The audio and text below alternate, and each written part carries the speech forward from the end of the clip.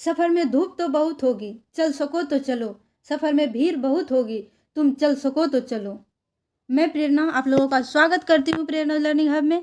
आज मैं आप लोगों के लिए NCERT का सीरीज लेकर आई हूँ, कक्षा 6 to 7 तक, 7, 8, 9, 10 तक, 10 तक, और इन सारे को मैं कवर करने वाली हूँ। मेरा बस यही प्रयास रहेगा कि आपको एक गुणवत्तापूर्ण कंटेंट उपलब्ध कराया जाए जो आपके नींव को और मजबूत कर सके, चाहे वह RRB ग्रुप डी हो, चाहे वह सीटेट हो, चाहे वह एस्टेट हो, चाहे वह BPSC हो, चाहे वह UP टेट हो, और टीचिंग और नॉन टीचिंग एग्ज़ाम कोई भी हो, सबको बेहतर ढंग से कवर करने का मैं कोशिश करूँगी। क्योंकि जीवन में आप कितना भी बेहतर कर लीजिए, कितना भी मेहनत कर लीजिए, आप तब तक नहीं जाने जाइएगा जब तक कि आप sarkariresult.com पे अपना रोल नंबर डालते ही जब तक आपका रोल नंबर हाईलाइट होकर नहीं आ जाता, तब तक आप चाहे कितनी भी मेहनत कर लीजिए, आप चाहे कितनी भी पढ़ाई कर लीजिए, सब व्यर्थ है।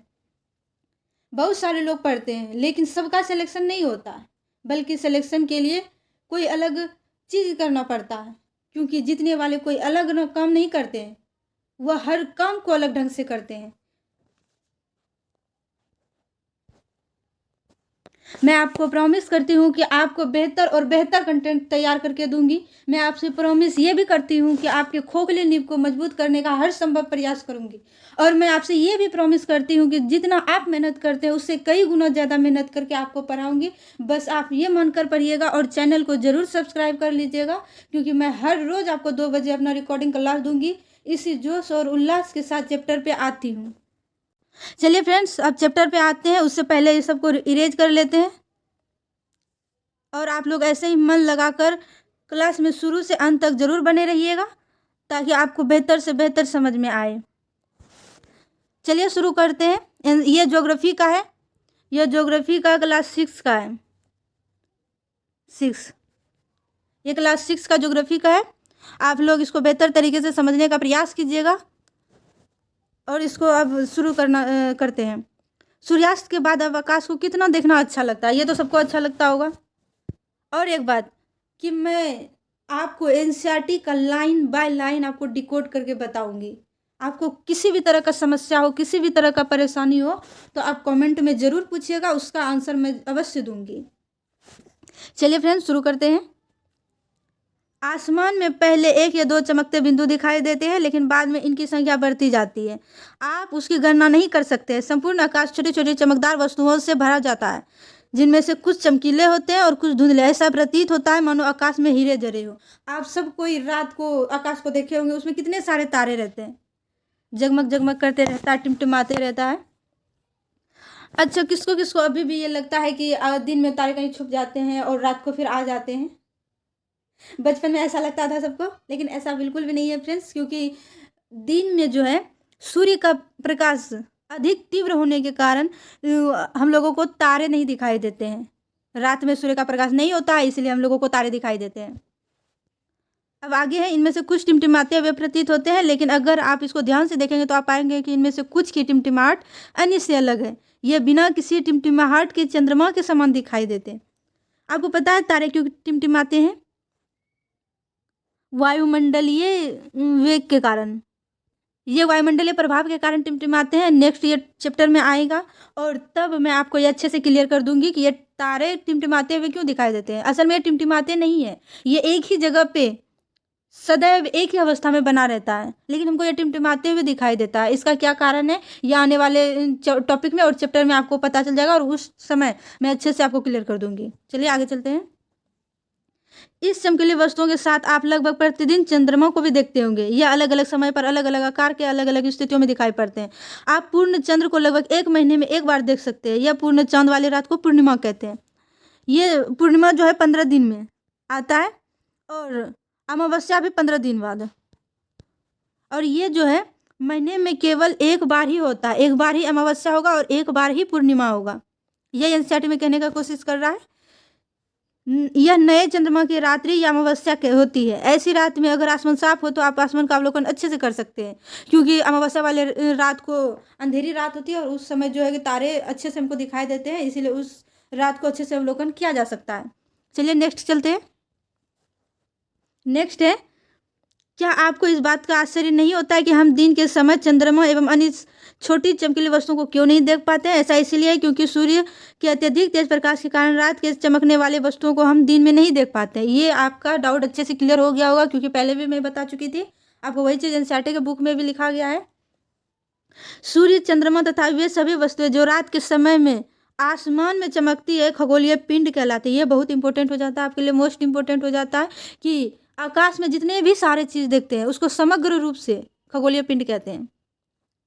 और आगे है, कुछ खगोलीय पिंड बड़े आकार तथा गर्म होते हैं, यह गैसों के बने होते हैं, इसके पास अपनी ऊष्मा और प्रकाश होते हैं जिसे वे बड़ी मात्रा में उत्सर्जित करते हैं। इन खगोलीय पिंडों को तारे कहा जाता है, जिसे सूर्य भी एक तारा है।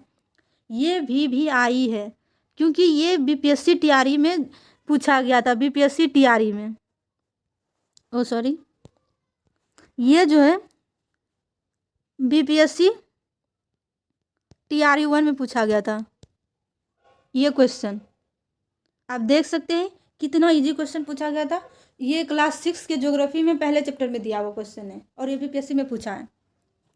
इसीलिए एनसीईआरटी में वो सारी चीज़ें छुपी हुई है जिसको अगर आप अच्छे से लाइन बाय लाइन डिकोड करके पढ़ लेते हैं तो फ्रेंड्स आप ये मान लीजिए कि आपको कोई नहीं हरा सकता है। आप हर क्वेश्चन का आंसर बड़ी सरलता से दे सकते हैं।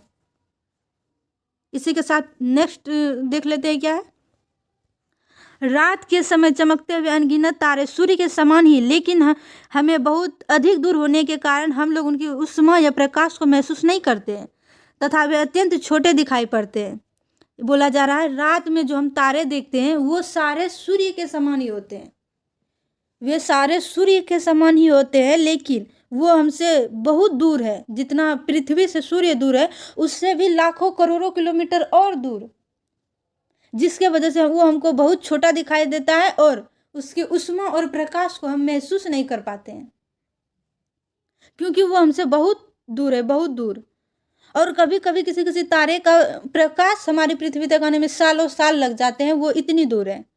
और आप लोगों को तो पता है कि पृथ्वी पे जो है सनलाइट आने में कितना टाइम लगता है, 8 मिनट। 8 मिनट ये तो सबको पता होगा। सोचिए सन जो है पृथ्वी से इतना दूर रहने के बावजूद 8 मिनट में इसका लाइट पृथ्वी पे आ जाता है, लेकिन और सारे जो तारे हैं उसका लाइट आने के लिए पृथ्वी पर सालों साल लग जाता है।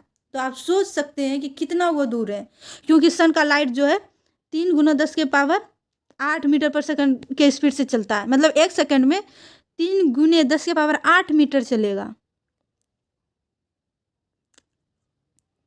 मैं ऐसा करती हूँ कि आपको ये समझ में आ गया होगा ये डाटा अच्छे से, और आप इसको ध्यान में रख लीजिएगा क्योंकि ये बहुत इंपॉर्टेंट है। फ्रेंड्स अगर आप लोगों को पीडीएफ चाहिए तो आप कमेंट में ज़रूर बताइएगा, क्योंकि अगर आप लोगों को पीडीएफ चाहिए तो मैं आप लोगों को लिंक शेयर कर दूंगी टेलीग्राम का, तो आप उस पर ज्वाइन करके पीडीएफ सारा ले लीजिएगा। ठीक है, अब आगे चलते हैं। रात्रि में आसमान की ओर देखते समय आप तारों के विभिन्न समूहों द्वारा बनाई गई विविध आकृतियों को देख सकते हैं। इसे जो है नक्षत्र मंडल कहते हैं। अर्सा मेजर या बिग बियर इसी प्रकार के एक नक्षत्र मंडल है। अर्सा मेजर और ये बिग बियर बहुत इंपॉर्टेंट हो जाता है, आप इसको जरूर याद रखिएगा। और आगे लिखा है बहुत आसानी से पहचान में आने वाला नक्षत्र है सप्तऋषि। सप्तऋषि जो इसको बहुत इजीली समझ सकते हैं और इसको पहचान सकते हैं। जैसे ये लड़की, इसका सप्तऋषि का जो 2 तारा है ये दोनों, इसको संकेतक तारा कहा जाता है। और ये दोनों को मिला के जो सीधी रेखा, काल्पनिक रेखा खींचेंगे तो ये ध्रुव तारा को इंगित करता है, आप लोग देख सकते हैं। और यही है सप्तऋषि। चलिए आगे करते हैं। यह 7 तारों का समूह है। 7 तारा आप लोग यहाँ पे अच्छे से देख सकते हैं, 1 2 3 4 5 6 और ये रहा 7 और ये रहा 8। ओ सॉरी ये क्या हो गया, क्लियर करके अच्छे से मैं बताती हूँ आप लोगों को। ये आप इसको काउंट कीजिएगा तो हो जाएगा 8। यहाँ पे 7 है और यहाँ एक 8 हो गया। आप लोग अच्छे से समझ गए होंगे आई होप।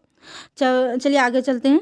7 तारों का समूह है जो कि नक्षत्र मंडल अर्सा मेजर का भाग है। ये जो है अर्सा मेजर का भाग है, अर्सा मेजर।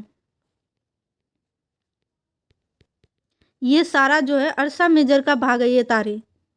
और ये दोनों जो है जिसको मिला के एक काल्पनिक रेखा खींचा जाए तो ये ध्रुव तारे को इंगित करता है, इसे संकेतक तारे कहा जाता है। आगे देख लेते हैं। वह आपको आसमान में और अधिक तारे, ग्रहों तथा नक्षत्र मंडलों को दिखाएं। प्राचीन समय में लोग रात्रि में दिशा का निर्धारण तारों की सहायता से करते थे। उत्तरी तारा उत्तर दिशा को बताता है, इसे ध्रुव तारा भी कहा जाता है। यह आसमान में हमेशा एक ही स्थान पर रहता है। हम सप्तऋषि की सहायता से ध्रुव तारे की स्थिति को जान सकते हैं। अब बोल रहा है कि उत्तर दिशा को कौन प्रदर्शित करता है? ध्रुव तारा।